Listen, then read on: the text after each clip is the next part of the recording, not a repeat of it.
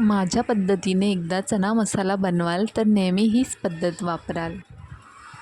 मी हे चणे रात्री कोमट पाणी करून त्यामध्ये टाकून रात्रभर भिजत ठेवले होते।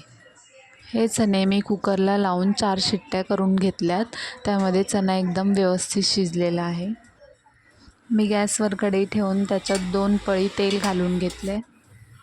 तेल गरम झाल्यानंतर त्यामध्ये मी 1 छोटा चमचा जिरे टाकून घेतली। 5 ते 6 पाकळ्या ठेचलेला लसूण टाकून घेतला। लसूण व्यवस्थित भाजल्यानंतर मी इथं कापलेला कांदा टाकून घेतला आहे। 2 मीडियम साईजचे कांदे घेतले होते मी। कांदाही आपल्याला सोनेरी रंग येईपर्यंत भाजून घ्यायचा आहे।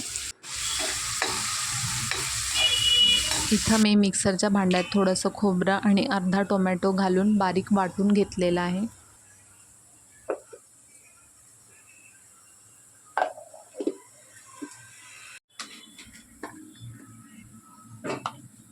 इथं कांदाही आपला छान भाजलेला आहे। मी खोबरं आणि टोमॅटोची पेस्ट इथं टाकून घेतलेली आहे। हे सगळं आपल्याला व्यवस्थित परतून घ्यायचं आहे।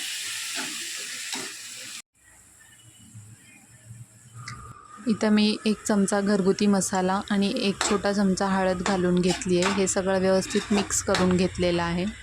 छान 1-2 मिनटं व्यवस्थित परतून घेतलेलं आहे।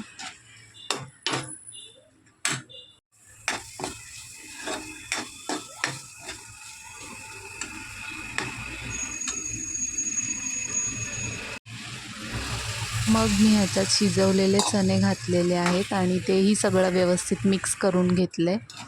थोडंसं पाणी ॲड केलं आहे मी याच्यात आणि 10 मिनटं याला मीडियम गॅसवर उकळी येऊ दिली आहे। नंतर थोडीशी कोथिंबीर टाकून घेतली आहे आणि इथे मस्त असा आपला चणा मसाला रेडी आहे।